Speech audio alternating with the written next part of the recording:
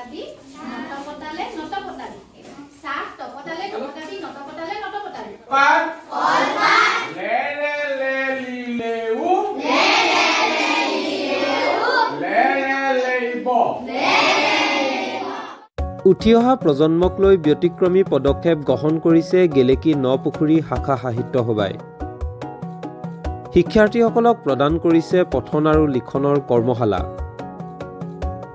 বৰ্তমান সময়ত আমাৰ উঠি অহা প্ৰজন্মক সৰ্বতো দিশতে আগবঢ়াই নিবৰ বাবে প্ৰতিজন অভিভাৱকে চেষ্টা চলাইছে। সময় পৰিৱৰ্তনৰ লগে লগে শিক্ষাৰ ক্ষেত্ৰখনতো যথেষ্ট পৰিৱৰ্তন অহা দেখিবলৈ পোৱা গৈছে। শিক্ষা ব্যৱস্থাত বৰ্তমান এনে কিছুমান নতুন ব্যৱস্থা সংযোজিত কৰিছে যাতে ইয়াৰ দ্বাৰা উঠি অহা প্ৰজন্ম অৰ্থাৎ প্ৰতিজন শিক্ষাৰ্থী উপকৃত হয়। সৰু অৱস্থাৰ পৰাই শিক্ষাৰ্থীসকলক ব্যতিক্ৰমী ৰূপত শিক্ষা প্ৰদান কৰা দেখা গৈছে বৰ্তমান অসমৰ শিক্ষা ব্যৱস্থাত। ইয়াৰ সমান্তৰালভাৱে আমাৰ উঠি অহা প্ৰজন্মৰ কথা ভাবি গেলেকী নপুখুৰী শাখা সাহিত্য সভাৰ উদ্যোগত আৰু নাহৰগুৰি মধ্য ইংৰাজী বিদ্যালয়ৰ সহযোগত অভিনৱ পন্থা গ্ৰহণ কৰা দেখিবলৈ পোৱা গ'ল। তেওঁলোকে পঠন আৰু লিখনৰ ওপৰত এদিনীয়াকৈ কৰ্মশালা অনুষ্ঠিত কৰি ছাত্ৰ ছাত্ৰীসকলক মনোৰঞ্জনৰ মাজেৰে শিক্ষা প্ৰদান কৰা দেখা গ'ল।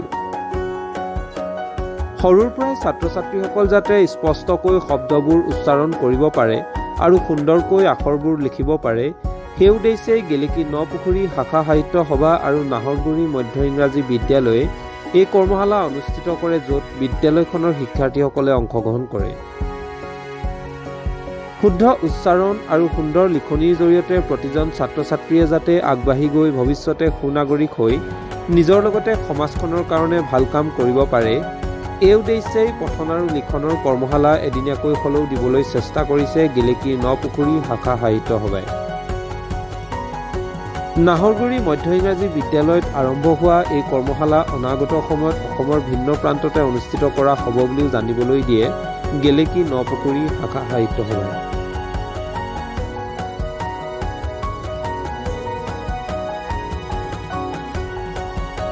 আচলতে এটা এইটো সময়োপযোগী চিন্তা, মানে বৰ্তমান সময়ত ছাত্ৰ ছাত্ৰীসকলৰ পঠনৰ ওপৰত বিশেষকৈ পঠনৰ ওপৰত তেওঁলোকৰ যিখিনি তেওঁলোকে পঠনৰ কাৰণে যিখিনি আচলতে অনুশীলন কৰিব লাগে সেই অনুশীলনখিনি নোহোৱাৰ কাৰণে বহুতো ছাত্ৰ ছাত্ৰী আমি বিদ্যালয়বিলাকত দেখা পাওঁ যে শুদ্ধ পঠন কৰিব পৰা ছাত্ৰ ছাত্ৰীৰ সংখ্যা তেনেই কম। আৰু নপুখুৰী শাখা সাহিত্য সভাই নাহৰগুৰি মধ্য ইংৰাজী বিদ্যালয়ৰ জৰিয়তে এইটো এটা অতি ভাল পদক্ষেপ গ্ৰহণ কৰিছে, যিহেতু এদিনীয়াকৈ হ'লেও ছাত্ৰ ছাত্ৰীসকলক এই পঠন আৰু লিখনৰ ওপৰত তেওঁলোকক কিছু আভাস দিব পাৰিছে।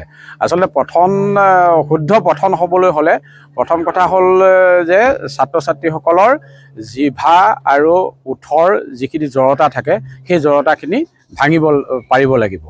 আচলতে জিভা আৰু আমাৰ ওঠৰ জড়তাখিনি ভাঙিবৰ কাৰণে আমি সৰুৰে পৰা কিছুমান তেনেকুৱা ধৰণৰ শব্দ বাক্যৰ ধেমালিতে হ'লেও আমি উচ্চাৰণ কৰি আহিছিলোঁ, আৰু যিবিলাকৰ কাৰণে বহুতো উঠি অহা ছাত্ৰ ছাত্ৰীৰ এই জিভা আৰু ওঠৰ জড়তাবিলাক ভংগ হৈছিল।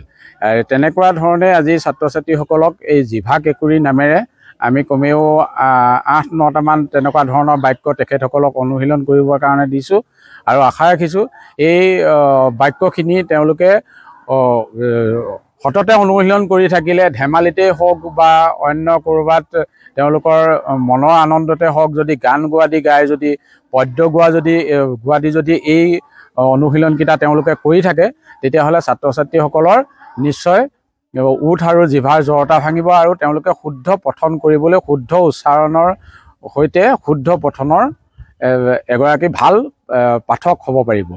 এয়াকে আশা ৰাখিছোঁ, আৰু পুনৰ নপুখুৰী শাখা সাহিত্য সভালৈ এনে মহান উদ্যোগ লোৱাৰ বাবে ধন্যবাদ জনাইছোঁ।